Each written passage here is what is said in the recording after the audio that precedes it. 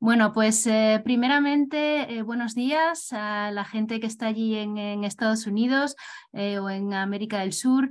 Buenas tardes a la gente que, como yo, está aquí en Europa. Como Betsy les ha comentado, yo soy médico en el Hospital Universitario de Gante, en Bélgica. Yo soy cardióloga pediátrica y también, bueno, hago parte de genética médica. Primeramente, me gustaría agradecer a la organización, a la Fundación de Marfan, a Betsy, a Eileen, a toda la gente bueno, que ha puesto energía en organizar este simposio. Creo que es muy importante poder hablar de estos temas.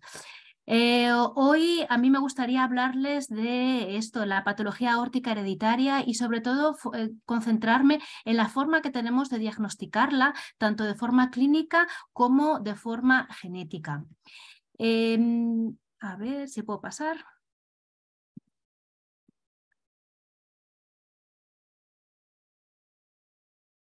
Ahora, ¿qué aspectos vamos a tratar durante esta presentación? Bueno, pues la presentación la he dividido en tres partes. Una parte en la que me gustaría hablarles del diagnóstico clínico, concentrándome en el síndrome de Marfan, en el síndrome de Lewis-Diaz y en el síndrome de Ehlers-Danlos vascular. Hablaremos también de las limitaciones que tiene el diagnóstico clínico. La segunda parte se va a centrar más en lo que es el diagnóstico genético, en las técnicas, cómo podemos realizarlo, cómo podemos interpretar los resultados. Y la última parte me gustaría hablarlos de forma muy breve de por qué es importante conocer el diagnóstico exacto. Entonces, empecemos con la primera parte, el diagnóstico clínico. El síndrome de Marfan, como bueno, ya se ha hablado y como ustedes bien saben, es un problema del tejido conectivo que tiene dos signos cardinales. El primer signo cardinal es la dilatación de la aorta. Como ustedes bien saben, la aorta es el vaso sanguíneo más importante del organismo que sale del corazón y que lleva sangre a todas las partes del cuerpo. En pacientes con síndrome de Marfan hay una dilatación en la aorta que muy característicamente afecta a la primera parte de la aorta, la parte proximal, justamente la parte que sale del ventrículo izquierdo. Sin embargo, hay algunos pacientes con síndrome de Marfan que pueden presentarse con afectación de la aorta distal también, y de hecho hemos visto casos de pacientes con síndrome de Marfan que tienen una afectación proximal mínima y sin embargo que por ejemplo pueden presentar con una disección de partes distales de la aorta. Además de lo que es la dilatación o la disección de la aorta, el segundo signo cardinal del síndrome de Marfan es la luxación del cristalino. Y aquí pueden apreciar en el primer dibujo un ojo normal en el que el cristalino está bien centrado y en el dibujo de atrás pueden apreciar una foto en la que el cristalino está desviado, está luxado. La luxación puede ser hacia arriba, abajo, izquierda, derecha, puede luxarse hacia cualquier parte. El cristalino es la parte del ojo que nos ayuda a centrar la visión, ¿no? A poder ver de lejos y después adaptarnos a poder leer. ¿Qué pasa? Cuando hay una luxación del cristalino, los pacientes pueden tener problemas de visión, problemas de adaptación en la visión. Y de hecho hay muchos pacientes con síndrome de Marfan que no solamente tienen luxación, pero que también, por ejemplo, tienen otros problemas oculares, como puede ser la miopía, astigmatismo, es muy típico en niños pequeños. Entonces, bueno, pues afectaciones oculares son signos cardinales de la enfermedad. Además de la afectación de la aorta y de la afectación de los ojos, como ustedes bien saben, el síndrome de Marfan, debido a que es un síndrome del tejido conectivo, puede afectar a otras partes del organismo. Los pacientes con síndrome de Marfan pueden tener unos rasgos faciales muy característicos. Como ya hemos hablado anteriormente, pueden tener pectus, que pueden ser hacia adentro, que es como ven en la foto de aquí, pectus excavatum, pero también puede ser hacia afuera, que es lo que se llama en latín el pectus carinatum. Escoliosis es algo muy frecuente. Los pacientes con síndrome de Marfan suelen tener la envergadura elevada, o sea, suelen tener tanto brazos como piernas largos. Suelen tener también dedos que son alargados, eso es lo que nosotros en términos médicos llamamos la aranodactilia. Y también, bueno, pues pueden tener, pues aparte de lo que es la afectación cardíaca de la aorta, como ya hemos hablado hasta ahora, pueden tener válvula mitral e incluso pueden presentarse, como ya se mencionó, con arritmias y con cardiomiopatía. Dependiendo de qué específicos son estos signos del síndrome de Marfan, en el 2010 se publicaron una serie de criterios para el diagnóstico del síndrome de Marfan, de eso hablaré en un momento, pero dependiendo de lo específicos que son estos signos, pues se ha decidido dentro de esos criterios donarle una serie de puntos. Entonces, por ejemplo, la aranodactilia es un signo que es bastante específico del síndrome de Marfan y como ustedes pueden ver aquí en la diapositiva, se le ha otorgado 3 puntos. El pectus excavatum es algo que no es tan específico del síndrome de Marfan, que puede presentarse en muchos otros pacientes y entonces, por ejemplo, se le ha donado 1 punto nada más. Y como les decía antes, en el 2010 se publicaron la nosología de Gante, en el que bueno, pues, se determinó criterios clínicos para el diagnóstico del síndrome de Marfan. Y se diferenció si pacientes tenían antecedentes familiares del síndrome de Marfan o no. Pacientes que no tienen antecedentes familiares del síndrome de Marfan, para poder hacer el diagnóstico clínico tienen que tener afectación aórtica o afectación del cristalino, afectación de la aorta o una puntuación sistémica en base a lo que les acabo de explicar de 7 o más, afectación aórtica o mutación en el gen de la fibrilina 1, eso lo vamos a ver dentro de un momento, o también con afectación del cristalino y mutación del gen de la fibrilina es suficiente para diagnosticar la enfermedad. Aquellos pacientes en los que no tienen antecedentes familiares en los que tienen antecedentes familiares es más simple diagnosticar la enfermedad, con tal de que tengan uno de los 3 características que acabamos de hablar, es suficiente. Simplemente comentarles que en niños hay 2 formas que también de las que posiblemente hayan oído hablar, que son la forma clásica severa y la forma neonatal. La forma clásica severa es una forma en la que los niños se presentan desde edades muy tempranas con una dilatación aórtica muy grave y bueno, pues con el caso de este niño, esto es uno de nuestros pacientes, necesita una operación quirúrgica a edades muy tempranas. Estos son niños con los que tratamos con betabloqueantes o con los losartan desde el momento de diagnóstico y el momento del diagnóstico puede ser a los meses de vida. La otra forma es la forma neonatal, que es tal vez incluso más severa, es una forma en la que se caracteriza por afectación aórtica también, pero sobre todo por una afectación de la válvula mitral muy importante. Son niños que bueno, desarrollan fallo cardíaco, muchas veces secundario a esta afectación de la válvula mitral tan importante, tienen enfisema pulmonar muy severo y por desgracia son niños que de vez en cuando fallecen de forma muy temprana.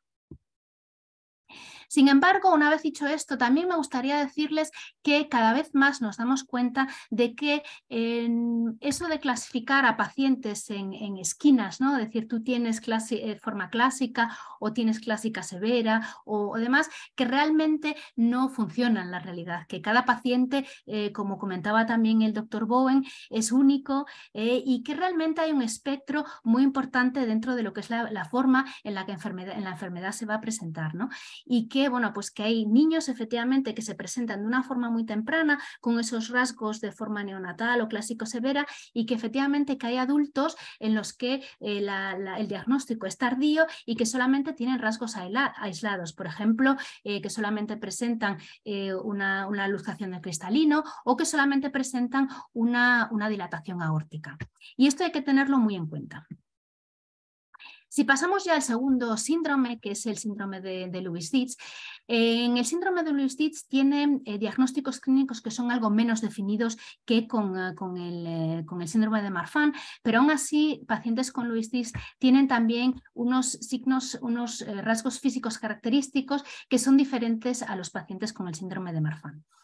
¿Cuáles son estos rasgos que son diferentes? Bueno, pues como pueden apreciar aquí en la fotografía en estas fotografías de estas niñas, son personas que pueden tener una distancia entre los dos ojos que es un poco más amplia de lo normal. Eso nosotros en términos médicos lo llamamos el hiperterolismo.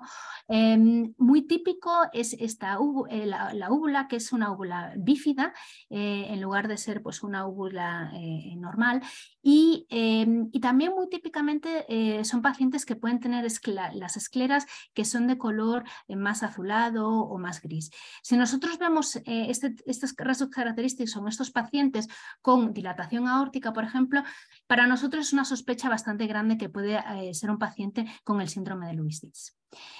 Igual que ocurre con el síndrome de Marfan, los pacientes con Lewis-Dietz pueden presentar dilatación aórtica, que muchas veces es proximal, pero más que incluso que en pacientes con Marfan, los pacientes de Lewis-Dietz pueden presentar dilatación de partes más distales de la aorta, incluso de las arterias más pequeñas, arterias cerebrales, arterias renales y demás. Y muy típicamente, como pueden ver aquí en este dibujo o en esta fotografía de la derecha, es que pacientes con Lewis-Dietz suelen presentar con una tortuosidad de los vasos sanguíneos muy importante, que vemos mucho menos en pacientes con síndrome de Marfan. Otros rasgos que son más típicos del síndrome de Lewis-Dietz en relación con el síndrome de Marfan es que pacientes con Lewis-Dietz pueden presentar alergias, pueden presentar eczemas de forma más frecuente y también enfermedades inflamatorias intestinales. Y como pueden ver aquí en esta foto también estos rasgos característicos de la piel que se llama milia. El síndrome de Ehlers-Danlos vascular es un síndrome que es un poco diferente al síndrome de Marfan y el síndrome de Lewis-Dietz. En el 2017 se publicaron los criterios diagnósticos de las enfermedades de Ehlers-Danlos en general y específicamente del Ehlers-Danlos vascular. Dentro de los criterios mayores diagnósticos del síndrome de Ehlers-Danlos vascular se encuentran pues, la aneurisma o la ruptura arterial, que a diferencia del síndrome de Marfan y el síndrome de Lewis-Dietz, son pacientes que pueden presentar con poca dilatación proximal, pero que pueden presentar aneurismas en todo el árbol arterial y que pueden presentar disecciones en otros puntos diferentes de lo que es la forma proximal de la aorta, pero que también pueden presentar ruptura de órganos huecos, como ruptura intestinal, ruptura de uterina. Hay otros criterios que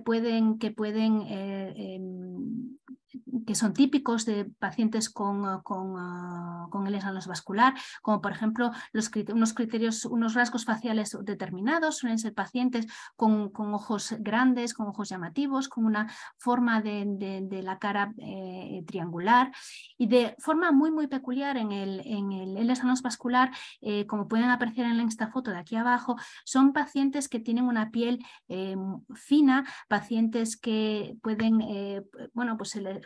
verse todo lo que son las venas. Es una piel muy translucente.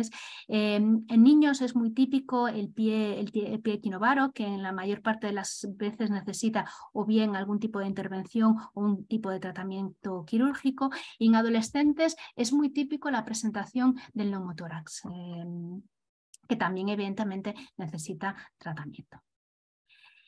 Pero como hablamos antes, el diagnóstico genético el diagnóstico clínico tiene sus limitaciones. ¿Cuál es una de las limitaciones? Bueno, una de las limitaciones es, como ya les he comentado, la presentación puede ser variable y cuantos más pacientes vemos, más nos damos cuenta de que incluso aunque tengamos unos criterios muy específicos para el síndrome de Marfan, para el síndrome del Ehlers-Danlos vascular, que realmente hay muchos pacientes que no presentan estos signos determinados, que tienen una presentación incompleta y que incluso dentro de los miembros de la misma familia, que la forma en la que tienen de presentarse es muy diferente. Otro aspecto que también es importante es que la mayor parte de los signos que nosotros estamos, que buscamos, en los que nos basamos para hacer el diagnóstico clínico, son signos que han sido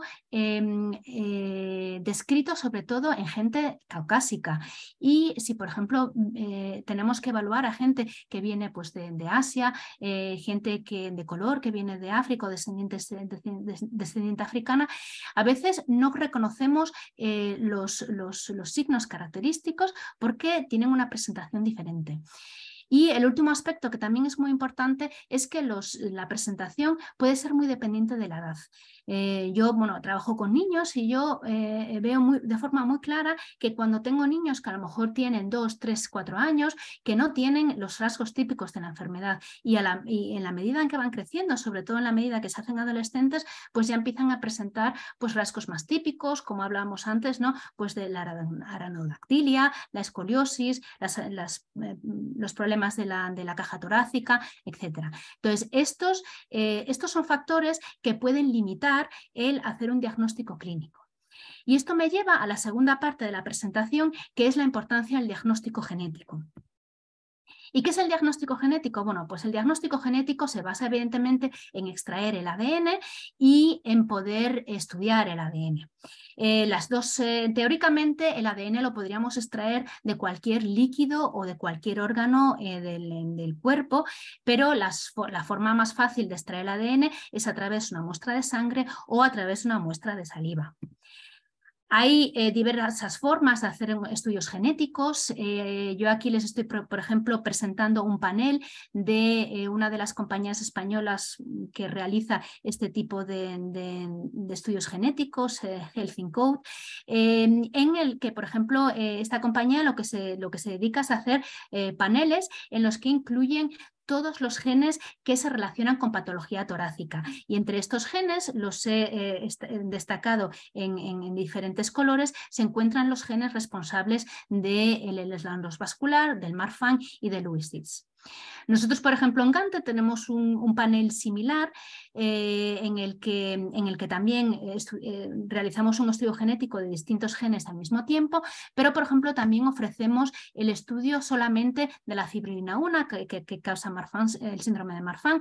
Si vemos que hay pacientes en los que de forma, en base a su clínica, estamos seguros de que tienen el síndrome de Marfan, y lo mismo ocurre con el síndrome de Ehlers-Danlos vascular. Si tenemos pacientes que tienen rasgos muy característicos del síndrome de Ehlers-Danlos vascular, a veces simplemente pedimos que a nuestro laboratorio que mire el gen del COL3A1.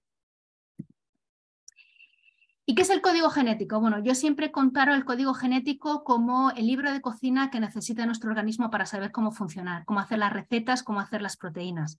El código genético se basa son 4 letras, A, T, G y C, que se combinan entre ellas para escribir este libro, ¿no? Para escribir este libro que el cuerpo necesita para saber cómo tiene que funcionar. Aquí, por ejemplo, en la primera secuencia que pueden apreciar aquí arriba es una secuencia que digamos que puede ser normal, y a veces lo que ocurre es que esta secuencia, bueno, pues que en esta hay una letra que sustituye por otra letra. Por ejemplo, aquí en el segundo ejemplo, la letra T se ha sustituido por la letra A. Puede ocurrir que se inserte una letra, ¿no? Pues aquí, por ejemplo, en la secuencia normal hemos insertado la letra A. Y también puede ocurrir que haya una delección de una o varias letras. Todas estas diferencias, todas estas variaciones son lo que llamamos las variaciones genéticas. Y no todas las variaciones genéticas causan enfermedad. Hay unas variaciones genéticas que son intrínsecas a cada uno de nosotros, que nos hacen únicos, que hacen que nuestro código genético sea diferente que el resto del código genético del resto del mundo, y efectivamente, por desgracia, hay algunas variaciones genéticas que causan enfermedad, como son las enfermedades las que estamos hablando en este momento. Como médicos, ¿cómo podemos saber cuáles son aquellas variaciones genéticas que causan enfermedad, cuáles son aquellas variaciones genéticas que no causan enfermedad, bueno, pues lo podemos saber en base a distintos factores. Y bueno, no les voy a explicar los factores diferentes, pero bueno, son varias cosas que combinamos para poder tener una certidumbre de si la variante genética a la que estamos estudiando si causa enfermedad o no. Y en el 2015, bueno, pues la Asociación Americana de Genética Médica pues publicó esta serie de categorías que nosotros estudiamos para decidir si una enfermedad puede causar enfermedad o no. Una vez clasificamos estas variantes genéticas, pues hay tres posibilidades. Unas variantes que no causan enfermedad, que simplemente son responsables de variedad genética, que simplemente nos hacen únicos. En el otro extremo están las variantes que sí que causan enfermedad y en la mitad están esas variantes que son las más difíciles para nosotros, que son variantes que por mucho que nosotros busquemos, por muchos datos que tengamos, no podemos saber si causan enfermedad o no. Son las variantes de significado incierto. ¿Y qué podemos esperar de cada uno de estos resultados? Bueno, pues si nosotros encontramos una variante que sea patógena o en la que la patogenicidad la tengamos con una certidumbre bastante alta, bueno, pues lo que podemos ofrecer a nuestros pacientes es un tratamiento personalizado. Un tratamiento personalizado que va a ser un poco dependiente del gen afectado. Y voy a hablar de esto en un momento. Y otra cosa que es muy importante es que en cuanto identificamos una variante patógena, podemos ofrecer estudio genético a familiares y podemos identificar aquellos familiares que estén en riesgo de poder tener la misma enfermedad genética. Otra posibilidad es que, bueno, que hagamos un examen genético, pero que no encontramos una causa, ¿no? Pues tenemos un paciente con unos rasgos clínicos similares al síndrome de Marfan, al síndrome de Lewis-Dietz, hacemos un estudio genético, pero no encontramos ningún tipo de variante patógena en ninguno de los genes que hemos visto antes. ¿Qué es lo que nosotros recomendamos? Bueno, pues lo que recomendamos es volver a realizar una evaluación genética en eso, pues 3 o 5 años, como comentaba el doctor Bowen, continuar el seguimiento clínico, que es muy importante, y hacer un despistaje clínico en familiares de riesgo.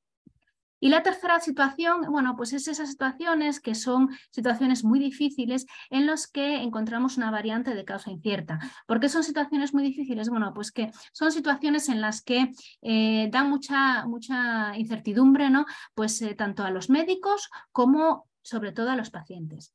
¿Qué es lo que nosotros recomendamos? Pues un poco lo mismo, volver a realizar una evaluación genética en 3 a 5 años, no solamente una evaluación genética en la que estudiamos los genes nuevamente, pero en este caso también vamos a mirar todos los criterios que conocemos de esa variante y saber si hay alguna información extra que a lo mejor no hayamos tenido en un principio para poder reclasificar esa variante genética. Recomendamos continuar el seguimiento clínico. Y lo mismo que comenté antes, hacemos un despistaje clínico de los familiares de riesgo.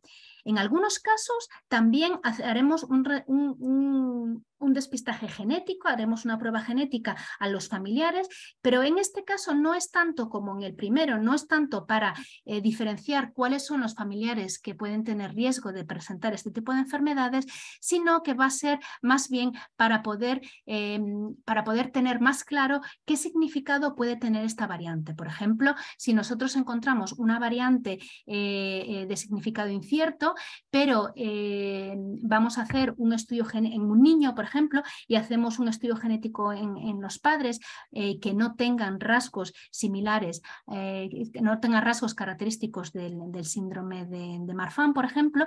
Bueno, pues si vemos que esa variante solamente está presente en el niño y no está presente en sus padres que están sanos, pues entonces eso nos ayuda a definir que esa variante que en un principio se clasificó como variante incierta puede ser que realmente sea la causa de la enfermedad. Y por último, pues me gustaría hablarles de la importancia del diagnóstico correcto. Y voy a hablar de esto de forma muy breve porque sé que los próximos ponentes se centrarán mucho más en estos temas, ¿no? ¿Cuáles son las 3 grandes ventajas de conocer bueno, pues la afectación genética? Primero, como decíamos, el tratamiento personalizado. Segundo, el poder ver cuáles son familiares que pueden tener la misma afectación genética y que necesitan ser tratados. Y el tercero es para poder conocer cuál es el riesgo de transmisión y en algunos casos, si la familia quiere, poder evitar la transmisión de la enfermedad a la descendencia. En cuanto al tratamiento personalizado, bueno, pues como comentaba el doctor Bowen, hace este año se han publicado las guías de tratamiento para tratamiento de enfermedades aórticas, las guías americanas. Y bueno, voy simplemente a mencionar un par de cosas generales, porque como digo, los próximos ponentes hablarán de esto de forma más concreta, pero como ustedes pueden apreciar en esta tabla, dependiendo de la enfermedad, dependiendo del gen afectado, el seguimiento cardiovascular va a ser diferente. Por ejemplo, en pacientes con síndrome de Marfan haremos una resonancia la resonancia de la aorta. Bueno, pues se recomienda que se realice al menos cada 5 años y mientras que, por ejemplo, en pacientes con síndrome de Lewis-Dietz, pacientes con síndrome de Ehlers-Danlos vascular, se recomienda que no solamente sea una resonancia de la aorta, pero sino que sea una resonancia de cabeza a pelvis y que se realice de forma más frecuente. Pacientes con síndrome de Marfan haremos un estudio ocular más significativo que en pacientes con Lewis-Dietz y Ehlers-Danlos vascular. El tratamiento médico de los pacientes con Marfan y Lewis-Dietz, ya lo hemos comentado varias veces, se basa en betabloqueantes. El más utilizado es el atenolol y después bloqueantes del receptor de la angiotensina. Sin embargo, pacientes con Ehlers-Danlos vascular se recomienda, por lo menos aquí en Europa, en América todavía no está aprobado por el FDA, se recomienda el uso del celiprolol. En cuanto al tratamiento quirúrgico, como ustedes pueden ver en la tabla, bueno, pues se recomienda hacer un tratamiento quirúrgico de la aorta a distintos niveles de dilatación. Por ejemplo, en los pacientes de Marfan pues se realiza entre los 45 y los 50 milímetros. En los pacientes de Lewis-Dietz se realiza entre los 40 y los 45 milímetros. Entonces, es muy importante conocer cuál es el diagnóstico exacto, cuál es el diagnóstico genético, específicamente por esto, porque dependiendo del diagnóstico, el tratamiento de nuestros pacientes va a ser diferente. El estudio genético para familiares es también muy importante. Primero, como ya hemos dicho, para identificar aquellos pacientes con riesgo y para poder seguirlos de forma clínica. Pero también es importante para tranquilizar a la familia. Aquellos pacientes que no estén afectados pues pueden estar seguros que no tienen el síndrome de Marfan o el síndrome de Lewis-Dietz y que no se lo pueden transmitir a sus hijos. Y por último, y yo creo que el doctor Trujillo posiblemente hable más de este tema, es la transmisión de la enfermedad a los hijos, ¿no? Estas enfermedades, cualquiera de ellas, son enfermedades en las que nosotros hablamos de que son enfermedades con transmisión autosomal dominante. Eso significa que cada uno de los hijos de una persona afectada tienen 50% de posibilidad de tener la enfermedad. Una vez conocemos el gen que afecta a esa persona, podemos ofrecer un diagnóstico genético prenatal o un diagnóstico genético de preimplantación del que, bueno, pues posiblemente el doctor Trujillo les hable con más detenimiento. Y en esto he llegado al final de mi presentación. Una vez más, me gustaría darle las gracias a la Fundación de Marfan, a la Fundación Española también, al FASCRN, que siempre ha ayudado a transmitir el mensaje de la asociación, y a ustedes, por supuesto, pues, por escucharme, y bueno, me encantaría poder responder a sus preguntas. Y simplemente enseñarles estas dos fotos. La foto de arriba es la foto de Gante, de Bélgica, la foto de la ciudad donde yo trabajo, y la foto de abajo es la foto de la ciudad de La Coruña, que bueno, es la ciudad que me vio nacer. Muchas gracias.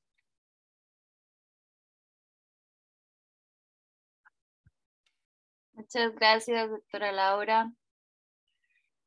Súper interesante la charla, igual que el año pasado, la recuerdo también. Súper interesante. Nos vamos, y bueno, las fotos están preciosas, esos lugares se ven hermosos. Vamos a ir respondiendo entonces algunas de las preguntas que tenemos por acá. Solamente para recordarle a la audiencia que si tienen preguntas, por favor las escriban en el cuadrito que dice Q&A y no en el chat general, para poder llevar un mejor orden de las preguntas que vamos respondiendo, por favor. Comenzamos entonces. Laura, la primera pregunta dice: ¿cómo se diferencia para el diagnóstico clínico sin prueba genética un caso de síndrome de Marfan sin luxación de cristalino y con patologías psiquiátricas de uno de los casos registrados del síndrome de Lujan-Frins sin retardo mental en afecciones del cuerpo calloso?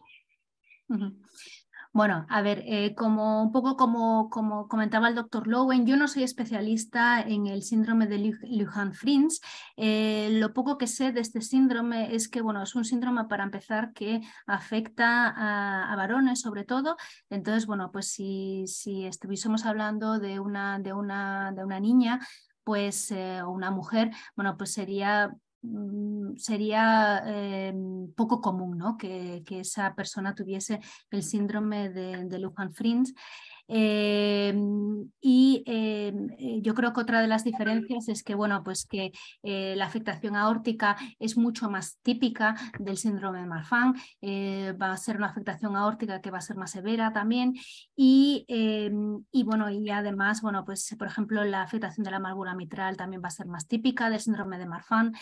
Y aunque, bueno, pues un poco como ya también comentaba el doctor Bowen, sí que hay veces que vemos problemas psiquiátricos, problemas de hiperactividad en niños, por ejemplo, con una frecuencia un poco más elevada en el síndrome de Marfan.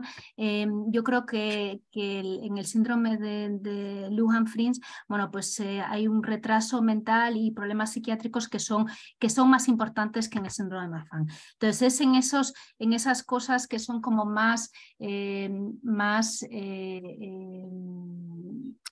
poco más específicas de uno o de otro, que van a ayudar a diferenciar la enfermedad. Pero efectivamente la mejor forma sería el estudio genético, en el que, bueno, pues que el gen afectado en un caso o en el otro es diferente. Ok, perfecto, muchísimas gracias. Tenemos otra pregunta. Dice: tuve disección de aorta ascendente Stanford A hace 3 años. Continué con seguimiento de mi aorta descendente y el año pasado se me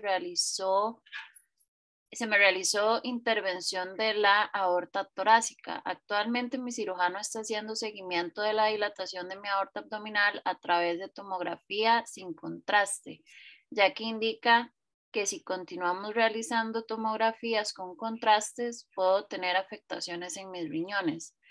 Pero, ¿es confiable realizar el seguimiento de la dilatación real de mi aorta con este estudio sin contraste? A ver, yo pienso que el doctor Evangelista dentro de un momento les hablará de las pruebas de imágenes y posiblemente pueda responder a esta pregunta mucho mejor que yo, pero bueno, lo que sí que efectivamente, a ver, es importante hacer un seguimiento frecuente tanto de las zonas distales, ¿no? Sí, seguramente, sobre todo en el caso en el que está comentando. Yo no sé si, bueno, pues si en el caso de esta paciente sería posible realizar una resonancia, pero bueno, hay pruebas alternativas, cada una de ellas pues tiene sus pros y sus contras en cuanto a la visualización de la aorta, ¿no? Ok, perfecto. Muchísimas gracias. Y sí, como decía la doctora, ahora que venga el doctor evangelista, tal vez muchas de esas preguntas puedan ser respondidas un poquito más a fondo, ¿verdad? Tenemos acá una pregunta de Cintia. Nos dice, ¿desde qué edad se indica el uso de betabloqueadores? ¿Es indicado en niños? Y nos dice que muchas gracias desde Argentina. Gracias a ustedes. Sí, nosotros como comentábamos antes, ¿no? Nosotros en pacientes con Marfan y Louis Dietz utilizamos los betabloqueantes. Nosotros los comenzamos de forma muy temprana, incluso en niños de meses. Los bloqueantes de la angiotensina normalmente no solemos usarlos en niños de menos de un año, y eso, bueno, pues tiene que ver con el tema de que los niños,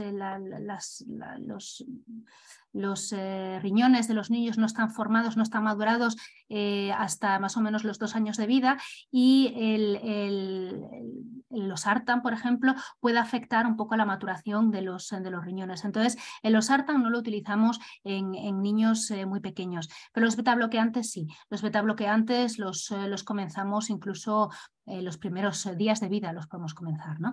Entonces no hay ningún problema. En cuanto a los pacientes con LS anos vascular,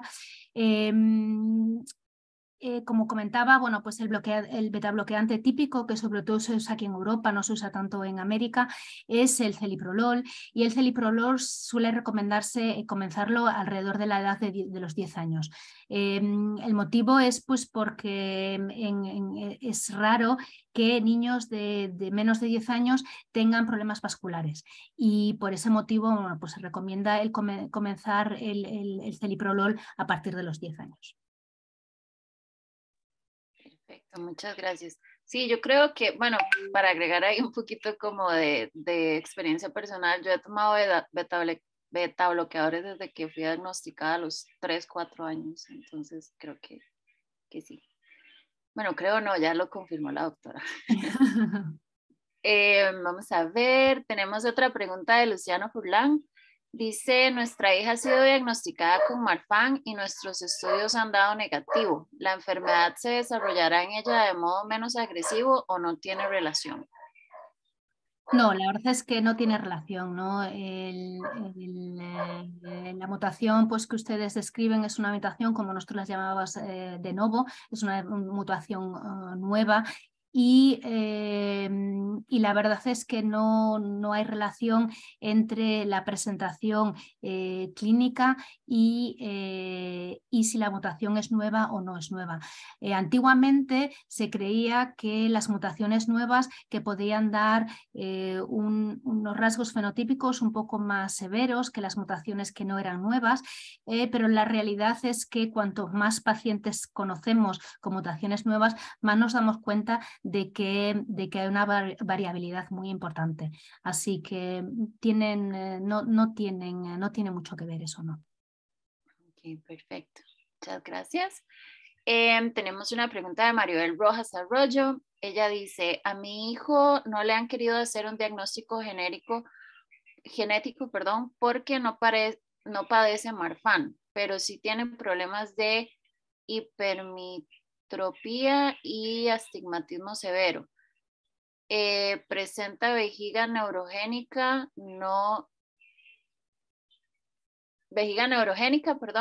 con hidronefrosis renal, que con horarios para ir al baño han ido en retroceso, más uso de medicamentos Cardura para su vejiga. Mi pregunta es, ¿qué síndrome puede afectar la parte vesical renal? Dice que nos pregunta desde Chile porque no hay mucha información al respecto.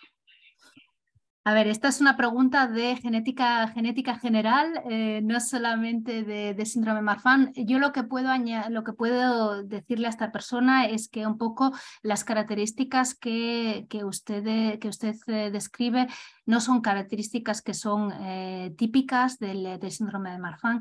Como comentaba antes, los niños con síndrome de Marfan tienen más bien miopía. Algunos pueden presentar hipermetropía, pero lo típico es la miopía, y no suelen presentarse con problemas renales. Lo que usted me cuenta, bueno, yo contesto como pediatra general, ¿no?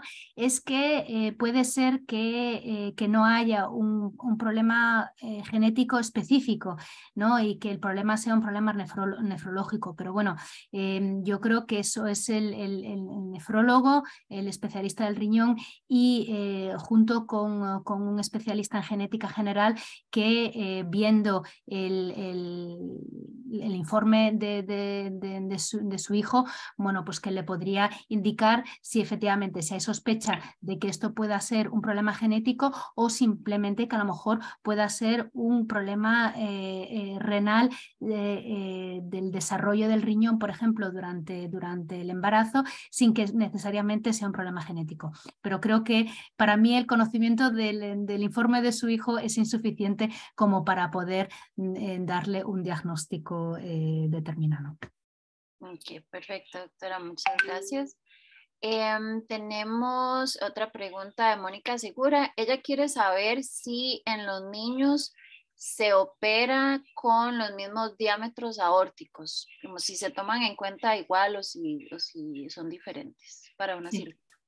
Sí, es una muy buena pregunta en las que hemos tenido muchas discusiones acerca de eso.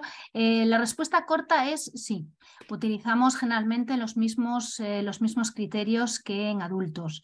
La realidad es que, y en mi experiencia, es que los niños con síndrome de Marfan que necesitan una operación de la aorta en edad temprana, que suelen tener afectación de la válvula mitral importante también. Y muchas veces es la válvula mitral más que la dilatación de la aorta la que va a determinar el momento en el que decidimos operar a un niño concreto. Entonces, por ejemplo, hay niños que tienen una válvula mitral con problemas importantes, que, bueno, pues que tiene regurgitación, que causa problemas del funcionamiento del corazón, y que a lo mejor pues que tienen una dilatación de la aorta que es de 40-42 milímetros. En el momento en el que debido a la válvula mitral decidimos operar a ese niño, pues entonces generalmente lo que hacemos es operar las dos cosas al mismo tiempo. Entonces solucionamos el problema de la válvula mitral y al mismo tiempo hacemos la cirugía de la aorta, incluso aunque el diámetro sea de pues eso, 40-42 milímetros. Pero, como decía antes, la respuesta más corta sería que sí, que efectivamente utilizamos los mismos criterios que en adultos. Ok, perfecto. Muchas gracias. Y tenemos, ya sería la última pregunta, porque ya estamos alcanzando el tiempo límite, pero es de Eugenia Zulima. Ella dice que tiene un hijo de 4 años que se le rompió el colon el año pasado. Se le realizaron estudios genéticos y dio positivo para Ehlers-Danlos vascular, específicamente en el colon. Ella quisiera saber si han tenido casos en Bélgica de niños tan pequeños. Ella nos está viendo desde Argentina y dice que desafortunadamente no hay muchos especialistas en el tema y que tiene entendido que el Prolol es para vascular en aorta. ¿Hay algún tratamiento preventivo en el caso del colon e intestino? ¿Cuál? Sí, pues a ver, para la primera pregunta, si hemos visto casos de niños tan pequeños, sí. Hemos visto casos de niños, 4 años es muy joven, la verdad. Hemos visto casos sobre todo de niños de 8, 9, 10 años con ruptura intestinal. Entonces, bueno, pues como decía, es algo que no ocurre con frecuencia, pero que sí que puede pasar. En cuanto al tratamiento específico de colon, pues por desgracia no lo hay. No hay un tratamiento específico en el que pueda prevenir una ruptura de colon. Y el tratamiento, pues eso, en el momento en el que se produce la ruptura del colon, bueno, pues el tratamiento va a ser tratamiento quirúrgico generalmente, ¿no? Otro tema es que el hecho de que haya tenido una ruptura de colon a una edad tan temprana significa que, bueno, pues que posiblemente pueda tener otro tipo de complicaciones, ¿no? En edades tempranas también, entre ellas las complicaciones vasculares. Entonces, yo a pacientes que tienen este tipo de complicaciones en una edad muy, muy temprana, suelo comenzar el celiprolol también en niños incluso antes de los 10 años, ¿no? Porque, bueno, pues porque temo que puedan presentar rupturas vasculares también a edad temprana y porque, bueno, pues que el celiprolol es de alguna forma la forma de evitar ese tipo de rupturas vasculares. Pero por desgracia, como decía, evitar las rupturas del colon no hay forma no hay un medicamento que las evita. Lo que sí que es importante, por ejemplo, es que el niño no tenga estreñimiento, por ejemplo, ¿no? Eso sí que bueno, es uno de las medidas que va a evitar que haya problemas de colon. Perfecto, bueno, muchísimas gracias a la doctora Laura Muino. Ya desafortunadamente no podemos responder más preguntas, sí quedaron algunas pendientes acá, pero como les mencionaba al inicio, nosotros las vamos a estar anotando por aparte y dándoles respuesta lo más pronto posible después de la actividad. Muchísimas gracias por tanta participación también, son muchísimas preguntas y esto pues agrega valor para todos, ¿verdad? Porque puede ser que una misma pregunta la tengan varias personas, entonces muchísimas gracias de nuevo, doctora Laura, un placer volverla a ver, esperamos verla en el futuro y gracias por compartir todo este conocimiento con nosotros, de verdad que sí.